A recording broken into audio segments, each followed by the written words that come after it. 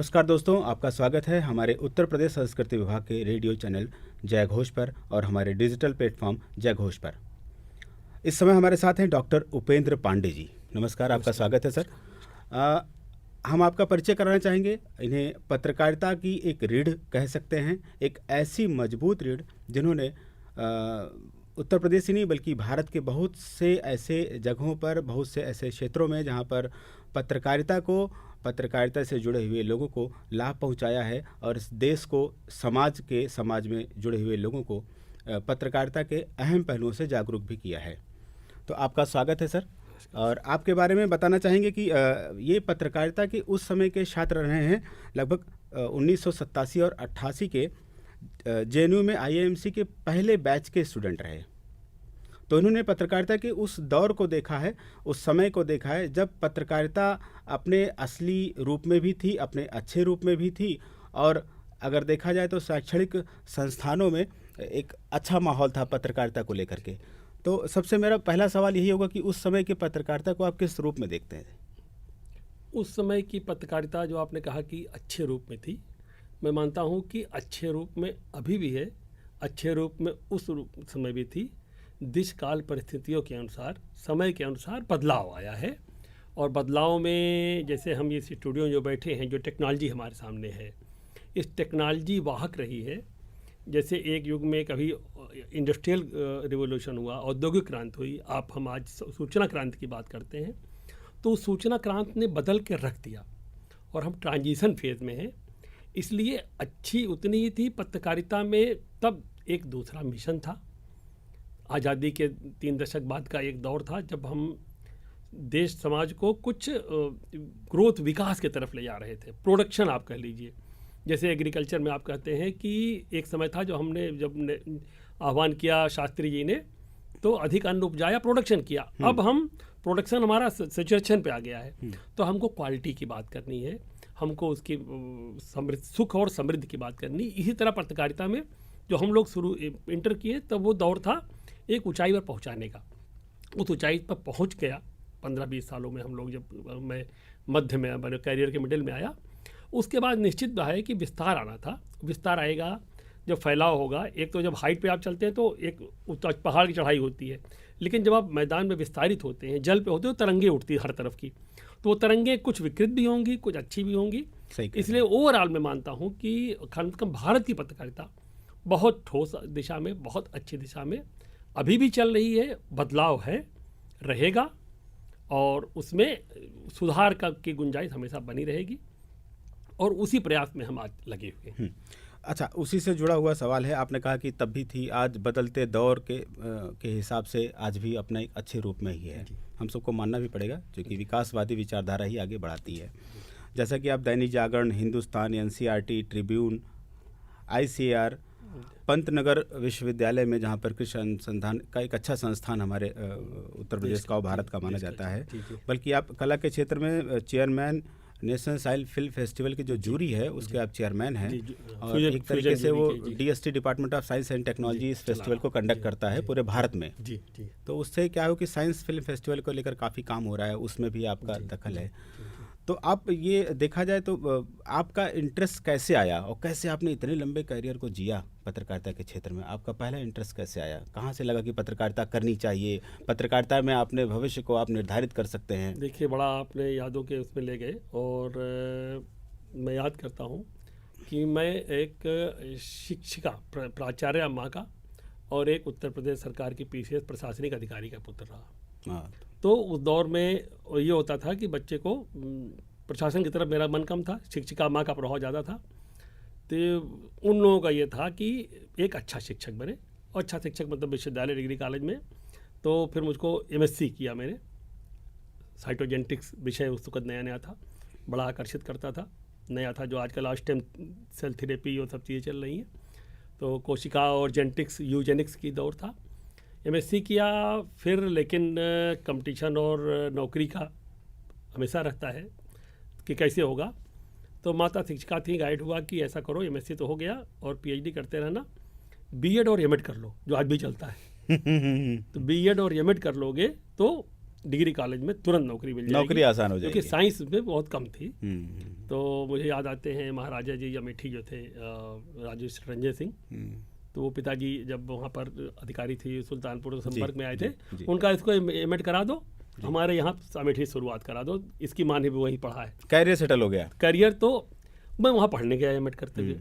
अब ये देखिए दौर में जो आता है, जो पढ़ने गया तो जो मुझे पहला क्लास पढ़ाते थे प्रोफेसर अंगद सिंह, वो पीटीआई के पत्रकार भी थे। क्या बात है। तो वो पहले ही कहते थे कि आप लोग जो है वो टीचर्स नहीं, आप टीचर्स, आप टीचर्स हैं, ट्रेनर्स हैं, तो ट्रेनर्स आपको रेडियो सुन के आया कहिए, जो हम रेडियो में बैठे हैं, बिना रेडियो सुने हमारे क्लास में कोई नहीं आएगा। क्या बात है, देखिए आप रेडियो में हैं, रेडियो कितना महत्वपूर्ण हाँ, है। और उन्होंने कहा कि रोज हमको बताएंगे आप लोग कि आज की खास खबरें क्या है। वाह। 7:20 का समाचार सुनिए उत्तर प्रदेश का, 8 बजे का नेशनल सुनिए। तो उससे मेरा जो इंटरेस्ट है बदलता गया। उसी दौर में जब मैं एमएससी में था तो एक मौका मिला था, जो जेएनयू का आईएमसी वहाँ स्थापित हो रहा था, सपना था। तो जब उन्होंने हमको प्रेरित किया और मैं उन्हें उसके बाद जब पीएचडी रजिस्ट्रेशन करने गया था, उसी दौर में जिसको आप कुछ भी कह ले, भाग्य कह ले, क्या कह ले, मैं जो पीएचडी रजिस्ट्रेशन विश्वविद्यालय गया था तो लाइब्रेरी में बैठा था, तो आईआईएमसी का ऐड आया हुआ था एंट्रेंस टेस्ट का। वो उसने अगर मैं न देखता तो मैं मिस कर जाता, मैं शिक्षक होता, प्रोफेसर होता कहीं विश्वविद्यालय में। उसको देखा, भर दिया और कंपटीशन टफ हुआ। ये लखनऊ यूनिवर्सिटी में था, सिलेक्शन हो गया आईएमसी में। जब सिलेक्शन हो गया तो फिर कोई सोचने की बात ही नहीं थी, क्योंकि प्रीमियर आज तब भी था, आज भी साउथ ईस्ट एशिया का नंबर 1 इंस्टीट्यूट है। बिल्कुल। तो उसके दौर से मैं फिर पत्रकार बन गया। तो देखिए अब आपकी बातों से निकल के ये आया कि मेंटर का, यानी हमारे जो शिक्षक अगर कहीं गाइड के रूप में आ जाए तो उसकी एक लाइन भी हमारे लिए बहुत बड़ी मेंटरशिप हो सकती है।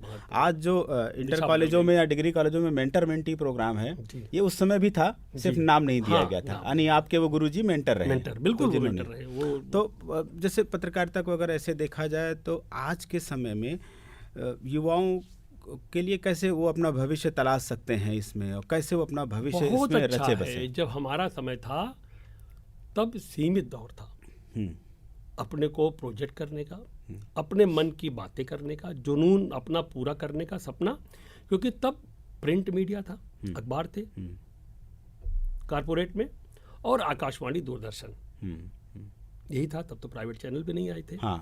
तो मीडिया की यही खास लिमिटेड था कि आप अपनी नौकरी करिए। आकाशवाणी पे जैसे हम लोगों ने शुरू किया, जब नौकरी शुरू किया दैनिक जागरण वगैरह की, कि भाई चले गए, आकाशवाणी में कोई प्रोग्राम दे दिया, दूरदर्शन में कोई प्रोग्राम दे दिया। राम सागर शुक्ला जी उस समय हुआ करते थे एडिटर दूरदर्शन के, बुला लिए, चलो एक करंट अफेयर्स में कुछ बोल दो। आकाशवाणी चले गए। उसके बाद प्रभु सिंगरन जी एजुकेशन टीवी में आए थे कि तुमने एमएससी एमएड किया है, चलो एजुकेशन टीवी के बारे में कुछ बोलो। तो इस वो दौर था। लेकिन आज अगर कोई मास कम्युनिकेशन, पहले वो पत्रकारिता माने अखबार की पत्रकारिता, पत्रकार हुआ करते थे। कुछ लोग न्यूज़पेपर के फुल टाइम एम्प्लॉय होते थे, 10%, 90% कुछ और काम करते थे, शिक्षक थे, वकील थे, और वो पत्रकारिता भी किया करते थे। पत्रकारिता उनका मुख्य व्यवसाय नहीं था, उनकी रोजी रोटी ब्रेड बटर का साधन नहीं था। आज मास कम्युनिकेटर है आप, पत्रकारिता उसका एक अंश है। ये रेडियो हम सब सामने है। रेडियो में आप देखिए कि पहले रेडियो समाचार सुन लिया, म्यूजिक सुन लिया, चीज़ें हो गई, रेडियो ही था। अब जब वेब रेडियो पे आप आए तो केवल वेब रेडियो नहीं रहा, उसके साथ पॉडकास्टिंग आई, उसके साथ वॉइस ओवर आया। अब साउथ की फिल्में आ रही हैं, हॉलीवुड की फिल्में आ रही हैं इंग्लिश की, और आप खूब देखी जा रही है, और हिंदी में देखी सुनी जा रही है, बंगला में देखी सुनी जा रही हैं, तमिल में देखी सुनी जा रही है। विभिन्न भाषाओं की डबिंग आ गई उसके साथ। वो डब कौन कर रहा है? आवाज़ ही पहचान है। तो आप अपनी आवाज़ को अपनी पहचान बना सकते हैं, अपने चेहरे को अपनी पहचान बना सकते हैं, कम्युनिकेट, बॉडी लैंग्वेज से आपको कम्युनिकेट करना, अलग अलग माध्यमों से कम्युनिकेशन। तो इसलिए केवल कलम तक नहीं रहा। आपके केवल मतलब आप म्यूट भी आप जो है वो बहुत अच्छा, बहुत सारे टूल्स और टेक्नोलॉजी के साथ मर्ज हो गया है। इसलिए और आपको कोई जरूरी नहीं है आप नौकरी करिए, आप पे दम है, आप अपना पॉडकास्टिंग, यूट्यूब का, अगर आपकी वाणी विचारों में दम है तो आप अपना करियर किसी भी आईएएस, आईपीएस, किसी भी एडिटर से बहुत अच्छा आप 2 साल में हो सकता है, अपना परिवार भी चलाने लगे और समाज को बहुत संदेश अपने मन का दे सकें। तो इसलिए आज कैरियर के ऑप्शंस बहुत ज़्यादा हैं। जैसे इसमें आपने बताया मास कम्युनिकेशन की बहुत सी डाइवर्स फील्ड है, तो इनमें कौन कौन सी फील्ड में चाहूँगा आप अपने शब्दों में बताएं ताकि इसका लाभ हमारे जो छात्र हैं उनको भी मिले जी।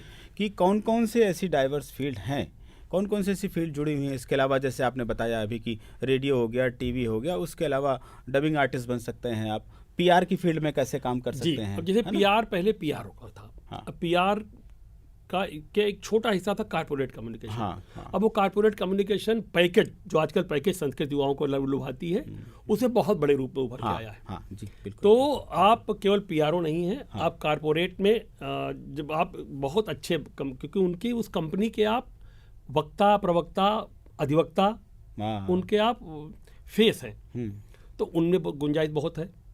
कभी आपने सोचा नहीं होगा कि आज जो पार्टियों, राजनीतिक दलों के प्रवक्ता वक्ता, हाँ। उनकी बहुत बड़ी टीमें हैं। जितनी बड़ी हमारी अखबारों की टीम होती है, उतनी बड़ी बड़ी तो ये हर पार्टी की अपनी पार्टियों की उससे बड़ी है। उनकी सेल है। उसमें आपको बहुत अच्छा अवसर, अगर हाँ। आपको राजनीति का शौक है। हाँ, लेकिन और उसके अलावा जैसे मैंने कहा कि अब रेडियो का, मैं दैनिक जागरण का ही देखिए, दैनिक जागरण देश का सबसे बड़ा अखबार है और हिंदी और आप पाठकों की वजह से वो देश का ही नहीं, विश्व का नंबर 1 और नंबर 2 के उसमें है। बिल्कुल। लेकिन हम लोग, जब मैं एडिटर रहा इलाहाबाद दैनिक जागरण का, उसके बाद मैनेजमेंट ने सोचा चीज़ें कि उनकी जो प्रॉपर जॉब कर रहे हैं पत्रकारिता में, जो हाँ। जिसको कहा जा रहा है गिरावट का दौर था, गिरावट दौर नहीं, चेंज था, क्योंकि उतने स्किल्ड, उतने ट्रेंड लोग मिल नहीं पा रहे थे। मिल नहीं पा रहे थे। तो आज बदलाव हुआ है तो उसकी हमारे वजह से। मैनेजमेंट ने एडिटोरियल एचआर, एडिटोरियल ट्रेनिंग का एक अलग डिपार्टमेंट बनाया नेशनल लेवल पर। उसका मुझको भी सौभाग्य मिला कि मैं नेशनल हेड बना। ट्रेनिंग का दौर चला, फिर उसी दौर में फिर जरूरत महसूस हुई तो जागरण ने अपना इंस्टीट्यूट खोला, क्योंकि हमको अच्छे लोग मिले, पूरे देश को मिले।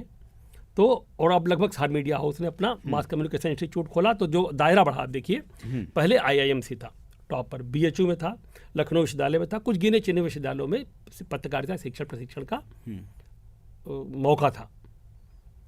केवल 2 जगह थे, इंदौर में, इंदौर विश्वविद्यालय में, और लखनऊ विश्वविद्यालय में, जहां डीएसटी के फंडिंग, जिसका मैं ज्यूरी चेयरमैन हूं, जो आज फिल्में, साइंस फिल्में चल रही पूरे देश में, तो उन्होंने MSc in mass communication in science and technology शुरू किए। 2 कोर्स पूरे इसमें उत्तर भारत के लिए, और वहाँ पे एक यहाँ लखनऊ में खुला सौभाग्य से। तो उसकी ज़रूरत पड़ी तो कोर्स खोला गया, वो कोर्स चले, तो साइंस कम्युनिकेटर्स उभरे। जहाँ पर साइंस कम्युनिकेशन को लेकर के साइंस कम्युनिकेटर, क्योंकि जो समाज में महसूस हुआ, भारत सरकार ने महसूस हाँ, कि किया, साइंस को हमने जन महसूस जन किया, तक कैसे पहुँचाएं, क्योंकि साइंस ही ने पहुँचाएं। हमारी जो जीवन की सोच है वो साइंटिफिक हो, वो साइंटिफिक हो, वैज्ञानिक सोच हो। अगर हम ज्योतिष की बात करें, अगर हम ग्रह नक्षत्रों की बात करें, अगर हम चंद्र ग्रहण, सूर्य ग्रहण की बात करें, अगर हम गंगा स्नान क्यों कर रहे हैं, तो उसमें भी एक वैज्ञानिक सोच और उसका ठोस आधार मिल सके, इसकी जरूरत है। बहुत बढ़िया, वैज्ञानिक हो तो अपने लिमिटेड होंगे, लेकिन वैज्ञानिक विचारधारा हर व्यक्ति की हो, बहुत बढ़िया। इसकी जरूरत महसूस हुई। तो उसमें मास कम्युनिकेटर्स गए। एग्रीकल्चर में आज है, तो अब जैसे मास कम्युनिकेटर और दायरा एग्रीकल्चर में, अभी जो कानपुर विश्वविद्यालय, बहुत यूपी अपने आप में है कि देश का पहला कृषि पत्रकारिता एवं विज्ञान संचार का 2 वर्षीय पीजी डिप्लोमा पाठ्यक्रम पहला कानपुर से शुरू हो रहा है। उसमें जागरण को भी मौका मिला है, जागरण इंस्टीट्यूट को भी सौभाग्य देने का। और जो यूपी का सबसे पुराना अपने आप में विश्वविद्यालय है, चंद्रशेखर आजाद कृषि विश्वविद्यालय, वहाँ शुरू हो रहा है इसी साल से। रेडियो में जो कह रहे थे कि रेडियो तो पुराने ज़माने का हो गया, देखिए आप लेके बैठे हैं नए ज़माने में, तो न्यू रेडियो, न्यू चीज़ें आई। हम वेब रेडियो की बात कर रहे हैं, जो 20 किलोमीटर का दायरा नहीं है, न्यू रेवोल्यूशन, ग्लोबल है। आप कहीं बैठ करके जयघोष सुन लीजिए। आप अगर आप फिजी, सूरीनाम, मॉरिशस में हिंदी प्रेमी हैं, तो आप वहाँ बैठ के जयघोष सुन लीजिए। हाँ, लोग सुन भी रहे हैं, सुन रहे हैं, तो वही देखिए, वही बात है। तो ये दायरा बढ़ा, तो लौट कर, क्योंकि आवाज़ और दृश्य ये दोनों आएंगे, तो वो वही बात है ना कि नाम गुम जाएगा, चेहरा ये बदल जाएगा, मेरी आवाज़ ही पहचान है। तो चेहरा भी जब आपका बदल जाए, उम्र ढल जाए, तो भी आप जो आवाज़, लता मंगेशकर की आवाज़ जो तब थी, अब तक वो आवाज़ उसकी महसूस की जा रही है। तो आवाज़ आपकी पहचान रहे, तो आवाज़ पलट के आ रही है। बहुत। इसीलिए जागरण इंस्टीट्यूट ने खुद अपना एक रेडियो स्टेशन फुल फ्लेज अभी शुरू करने की योजना दी, जिसमें आपको भी जाने का मौका मिला, जो उसकी शुरुआत हुई थी कानपुर। तो ये अवसर, और अब उसके साथ साथ हर युवा के 2 युवा जुड़ जाए, 3 युवा जुड़ जाए मास कम्युनिकेशन, लेकिन जुनून के रूप में लें, तो वो उनको किसी नौकरी की जरूरत नहीं है। वो यूट्यूबर बन जाएंगे, पूरे समाज को अच्छे मैसेज देंगे, पॉडकास्टर बन जाएंगे, वेब जर्नलिज्म में आ जाएंगे। लेकिन जो गिरावट की बात आपने की, उसमें भी बहुत बड़ी पीढ़ी आई। क्यों? क्योंकि सब ग्लैमर है। उस ग्लैमर को लेकर समझकर जो हर जगह ब्लैक शिप्स आ जाते हैं, जिनका ठोस आधार नहीं है, जिनके ठोस सोच नहीं है, जो कुछ गलत इरादों से, कुत्सित इरादों से आ जाते हैं, उसके प्रति सावधान रहने की वो जो है, वो उनके प्रति जो मास कम्युनिकेटर्स हैं, सरकार नहीं कर पाएगी। ये हमको काम ही सरकार वाजिबात बनना पड़ेगा कि ब्लैक शीप्स हमारे बीच में न घुसने पाए। ये भी जिम्मेदारी है कि जो निकले, जो आए, वो विधिवत प्रशिक्षित हों, अपने पत्रकार की क्या जिम्मेदारी है, मास कम्युनिकेटर की क्या जिम्मेदारी है, वो समझें। और बहुत अच्छी बात है कि जय घोष इस काम को अच्छे से कर रहा है। ये आपके तो अच्छे विचार हैं जो आप ये शुरुआत की है और मुझे लगता है बहुत बहुत आगे जाएगा। इसी की जरूरत है जो आप कर रहे हैं। बिल्कुल बिल्कुल। तो आपने जैसे सुधार की क्वालिटी की बात आई कि जहाँ क्वांटिटी बढ़ रही है वहाँ पर हम क्वालिटी का भी ध्यान रखें, और हम क्या चीज़ परोस रहे हैं या परोसने वाले हैं उसके लिए जो पीढ़ी तैयार कर रहे हैं। तो उसी पर आ रहे हैं सर, उसी सवाल पर कि चूंकि आप जागरण जैसे एक अच्छे इंस्टीट्यूट के और इतने वैश्विक रूप में उसका नाम है, इस इंस्टीट्यूट के आप डायरेक्टर हैं, तो उस तरह से उस रिस्पॉन्सिबिलिटी के साथ आप कैसे सोच रहे हैं कि जो प्रशिक्षण की आज जो दशा और दिशा है उसमें किन किन चीज़ों को इनपुट किया जाए, और ख़ासतौर पर उत्तर प्रदेश सरकार के लिए भी अगर कुछ आपके इनपुट हो तो बता सकते हैं किस तरह से उसमें सुधार करें? सुधार की जो मैंने महसूस किया जब से मैं डायरेक्टर बना हूँ Jagran institute of management and mass communication का, तो मैंने अनुभव किया। पहले भी मैं जेएनयू में, आईएमसी में, बीएचयू में, लखनऊ विश्वविद्यालय में भी गेस्ट फैकल्टी विजिटिंग प्रोफेसर के रूप में जाता रहा। तो बार बार महसूस होता था कि जो सिस्टम अब तक चल रहा है 99%, 1% थोड़ा मेरी उम्मीद के हिसाब से चला है कि हम अभी बैंकिंग कंसेप्ट पे चल रहे हैं। जो विश्वविद्यालयों में है कि क्या हुआ कि लड़के ने रट करके परीक्षा में लिखाया और पास हो गया, सर्टिफिकेट डिग्री मिल गई। लेकिन जब जय घोष में उसको बुलाया गया कि भाई जरा ये कैमरे पे रिकॉर्डिंग कर दो, ये माइक को जरा ठीक करके उसे बोल दो, तो उसके हाथ पांव फूल जाते क्योंकि उसने तो किया ही नहीं। व्यावहारिक प्रशिक्षण, उसको थ्योरी सब मालूम है, प्रैक्टिकल। तो मैं इसीलिए मैं अपने इंस्टीट्यूट को भी इस तरफ मोड़ रहा हूँ कि हम बच्चों की परीक्षा भी ऐसे लें कि वो उसको ज्ञान सब हो जाए, लेकिन उसको हम इनोवेटिव काम दें। जैसे सरकार करती है, सरकार के समझने के लिए मैं मैसेज दूंगा, जैसे आईएएस होता है। आईएएस आज होम में है, कल साइंस में है, परसों मेडिकल के सेक्रेटरी हैं, नर्सों इन्फॉर्मेशन में है। तो उनको क्या है, उनको एक बेसिक चीज़ मालूम है कि कैसे एडमिनिस्ट्रेशन, कैसी चीज़ें करनी है। ऐसे ही जो इसके बेसिक्स स्ट्रांग हो और एकदम नॉवेल्टी पड़ेगी।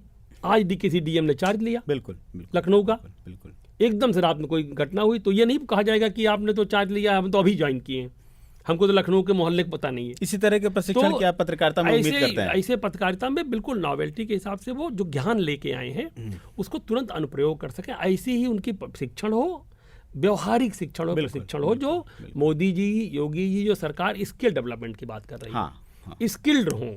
इसको भी अगर और उसी तरह से मजबूत बनाना होगा, इस चौथे पिलर को, तो इसके प्रशिक्षण को उस तरह से कि जब डिग्री दे रहे हैं तो उसकी ट्रेनिंग वो स्किल्ड हो, और वो भारत के संविधान, भारत की संस्कृति, भारत की गरिमा और अपनी गरिमा और अस्मिता, इसका ध्यान रखेंगे, उसकी जिम्मेदारियों को महसूस कर सके ताकि उनका प्रयोग, प्रोफेशनल एथिक्स और प्रोफेशनल दायित्व को समझेंगे, निर्वहन कर सके। इसीलिए उनको वो शिक्षण प्रशिक्षण देना जरूरी है, संस्कार देने। ये आपने बहुत महत्वपूर्ण बात कही कि जो हमारी भारतीय सांस्कृतिक परंपरा है उसको भी अपने संवैधानिक जो हमारी दायित्व हैं उनको भी साथ में इसके साथ ऐड ऑन किया जाए, जैसे बाकी जो प्रोफेशनल कोर्सेज के साथ किया जाता है। तो जिस तरह से आईएएस इंपॉर्टेंट है उसी तरह से पत्रकार भी इंपॉर्टेंट है, क्योंकि वो भी इस डेमोक्रेसी का चौथा पिलर है। और बहुत अच्छे मेरे आईएमसी के तमाम जो जूनियर मैं जानता हूँ, जब मैं चंडीगढ़ में ट्रिब्यून में था तो एक वो जो काम हुआ, वो कांड हुआ था वहाँ पर, जो मैं नाम नहीं लूंगा, बाबा का बड़ा बवाल हुए थे। तो चंडीगढ़ और पंचकुला दोनों जगह जबरदस्त बवाल चल रहे थे। और पंचकुला की जो डीएम थी पत्नी थी, और चंडीगढ़ के जो डीएम थे उनके पति थे, और वो हमारे आईआईएमसी के पत्रकारिता के प्रशिक्षित व्यक्ति थे, आईएएस में गए थे। ऐसे तो पत्रकारिता से आईएएस में भी जा रहे हैं, आईएएस से पत्रकारिता में भी लोग अच्छा काम कर रहे हैं। तो दोनों मिल करके, क्योंकि हम समाज के लिए काम कर रहे हैं, देश के लिए काम कर रहे हैं, तो जिम्मेदारी महसूस कर रहे हैं। ये संदेश से जुड़ी हुई बात थी। तो हम ये चाहेंगे कि जो छात्र हैं जिनको आप आगे भी, जो कितने सारे आप अपने व्यवहारिक, आपने भी एक तरीके से हर कोई प्रशिक्षित होता है, आप भी पूरी तरह से 20, 25, 30, 40 सालों में प्रशिक्षित हो चुके हैं। अब वो अपनी जो भूमिका है आप अदा कर रहे हैं कि ठीक है कैसे प्रोडक्ट, प्रोफेशनल से प्रोफेसर, तो प्रोफेशनल रहे, प्रोफेसर से प्रोफेसर में आए हैं, तो अब आप कैसे प्रोडक्ट तैयार करें। तो हम चाहते हैं उन छात्रों को आप संदेश दें कि ताकि अगर वो तैयार होते हैं, जैसे आपने संस्कृति और सांस्कृतिक और परंपरा और हमारे संविधान की बात करी, कि और किन चीज़ों को ध्यान में रखें ताकि वो इस तरह से एक सबसे पहले एक अच्छा मनुष्य, फिर उन दायित्वों को लेकर के अच्छे पत्रकार बन सकें? केवल 3 चीज, जो उनके पारिवारिक संस्कार हैं उसमें से उसको फिल्टर करें, निर्छीर विवेचन करें। जो उनके आसपास नेबरिंग के संस्कार सीखे समाज से, जो अपने प्रदेश से और देश से, उसको फिल्टर करके उसको अपना आधार बनाए, उसको दिमाग में रखें, वो संस्कार बना। संस्कार के साथ भाषा की जरूरत पड़ेगी, तो कम से कम 2 भाषाओं में, पूरी दुनिया में होता है, केवल भारत की बात नहीं कि इंग्लिश, हिंदी, तमिल, तेलुगु, कम से कम 2 भाषाओं में उसकी भाषा की, आपको जितना जानेंगे 2 भाषाओं में कम से कम कमांड करें। हाँ। तीसरे, या तो अपनी वाणी देख ले, कोई जरूरी नहीं, अब देखिए 3 चीज चलेगी। रेडियो हमेशा चलेगा किसी न किसी रूप में, क्योंकि वाणी की बात है। हाँ। टीवी चलेगा अपने दृश्य में, वो उसकी अपनी वो है। तो या तो आप जिस रूप में हो, आप अगर आप बहुत अच्छे से अपने को फेशियल प्रेजेंटेशन कर लेते हैं, आप उधर जाइए। वाणी बहुत अच्छी है तो रेडियो में जाइए, सब गुण है। लेखन बहुत अच्छा है, दोनों वाणी और वो नहीं है तो आप लेखन में अच्छा करिए। बिल्कुल। तो लेकिन तीनों में से आप अपनी क्वालिटी, अपने गुण दोष को देखते हुए अपने बेस्ट को उभारिए। एक तो ये तीनों चीज़ आप ले आएंगे, और अपने लोकल कनेक्ट, अपने नेशनल कनेक्ट और अपने ग्लोबल कनेक्ट को, तीनों चीज़ को समझ के चलेंगे, आप बहुत अच्छे कम्युनिकेटर बनेंगे। और मास कम्युनिकेटर जो है कि जैसे परहित सरस धर्म नहीं भाई, तो आज के दुनिया में मास कम्युनिकेशन और अच्छा कम्युनिकेशन, पॉजिटिव कम्युनिकेशन से बड़ा कोई मंत्र नहीं है। हाँ। और आप मोटिवेट कर जो है वो सबसे बड़ा, उससे बड़ा कोई मोटिवेशन नहीं है। कम्युनिकेशन से ही चीज़ें जो है वो हम बहुत अच्छे विश्व की तरफ बढ़ेंगे और सुख समृद्धि आएगी। तो और जिसका मैं फिर कहूँगा कि जय घोष जैसा आपका नाम है, और जो आपका जो है वो संस्कृत विभाग कर रहा है, ये बहुत बड़ा काम कर रहा है। बहुत बहुत। और इसी तरह से रेडियो की वापसी बहुत जोर शोर से होनी चाहिए, क्योंकि हम टीवी और बाकी चीज़ों से मेट्रो सिटीज़ में लिमिटेड हैं। एफएम की भी अपनी एक लिमिट है, लेकिन जो बहुत बड़ा 80% में, ये जब रेडियो स्टेशन मैंने खोलने की बात सोची थी, काम कर रहा हूँ जागरण संस्थान के लिए, तब मैंने गौर करना शुरू किया तो पता लगा 80% जो हमारा भारत है उस तक यही रेडियो ही पहुँच रहा हुआ, आवाज़ ही पहुँच रही है। अच्छा, वो अपना हल चलाता हुआ, ट्रैक्टर चलाता हुआ, गाड़ी चलाता हुआ भी रेडियो सुन सकता है, टीवी नहीं देख सकता। हाँ। मोबाइल में नहीं देख बिना सकता, अपने काम का नुकसान किए, तो बिना काम के नुकसान के। जैसे हम लोग जब पढ़ते थे, परीक्षा तैयारी करते थे, तो भी ट्यूनिंग धीरे धीरे रेडियो बजता रहता था। रात में 1 बजे इच्छा होती थी कि अभी रेडियो बंद ना हो, चलता रहे, ताकि हमारी पढ़ाई को वो ऐड ऑन करता है। हाँ। तो इसका उपयोग हर मास कम्युनिकेटर को करना चाहिए, अपनी वाणी, अपने रेडियो का तो उपयोग जो है। तो इसको देश को, सरकार को भी चाहेंगे कि इस विधा को, जय घोष की मैं चाहूँगा कि कई और ब्रांचेस खोलें। पूरे देश, प्रदेश बहुत बड़ा है और कई और रूप में ये उभरे, इसी तरह से और चीज़ें आए। ये बहुत बड़ी सेवा होगी और इसको तरफ लोगों का ध्यान ले जाने की ज़रूरत है। और हर मोबाइल में अब रेडियो की सुविधा है, लोग जानते नहीं 90%। हाँ। तो वो अपने मोबाइल में कम से कम रेडियो सुन करके कुछ पॉजिटिव चीज़ें लेना शुरू करें। क्या बात है, ये बहुत अच्छा संदेश है मेरा। बहुत बहुत धन्यवाद आपको। आपने पूरे चर्चा के दौरान कई बार जय घोष का नाम लिया, इसके लिए बहुत बहुत धन्यवाद। और इस आवाज़ को आप दूर दूर तक पहुँचाएंगे। और जय घोष एक हमारा जो नाम भी लिया, और जय घोष एक उदाहरण है। हाँ। एक पॉजिटिव, एक बहुत सशक्त उदाहरण है, जो सब जितने रेडियो स्टेशन है सबके लिए संदेश जय घोष के माध्यम से है। तो क्योंकि आप जिस रूप में लेके चल रहे हैं, जी, वो रूप ही आइडियल रूप बनेगा आगे भी, और उस रूप में लेके चलना चाहिए देश को। बहुत बहुत धन्यवाद आपके इन विचारों का। और देखा आपने आज के इस एपिसोड में पत्रकारिता के वो आयाम जो शायद नहीं छुए जा रहे हैं, लेकिन हाँ, आप जैसे अनुभवी लोग अगर जय घोष के माध्यम से इस विचारों को वहाँ तक पहुँचाते हैं, तो पत्रकारिता में अपनी पहचान बनाने वाले जो युवा हैं, जो युवक हैं, जो युवतियाँ हैं, वो आगे बढ़ेंगे और देश का भविष्य बन सकेंगे। जैसे कि पत्रकारिता में एंकर भी हैं, वॉइस ओवर आर्टिस्ट भी हैं, वीडियो एडिटर भी हैं, रेडियो के एडिटर्स भी हैं, रेडियो जॉकी हैं, वीडियो जॉकी हैं, पीआर एक्सपर्ट हैं, पीआर कम्युनिकेटर्स हैं।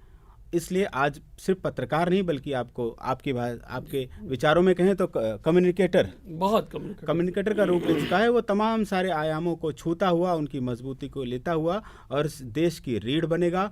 और देखा जाए तो हमारी इस डेमोक्रेसी का चौथा एक मजबूत स्तंभ है। बिल्कुल चौथा। उस स्तंभ को मजबूत करेगा और आगे बढ़ेगा। तो आपका बहुत बहुत धन्यवाद सर, आपने समय दिया और जय घोष के माध्यम से विचारों को सब तक पहुँचाया, युवाओं को पहुँचाया। बहुत बहुत धन्यवाद आपका। और हमारे श्रोताओं और दर्शकों का बहुत बहुत आभार कि जो उन्होंने इसको आप साथ कर पाए, और इसमें से 1% भी अगर कुछ ग्रहण कर पाए तो बहुत अच्छा हमारा प्रयास सफल होगा। बिल्कुल, बहुत बहुत धन्यवाद। जय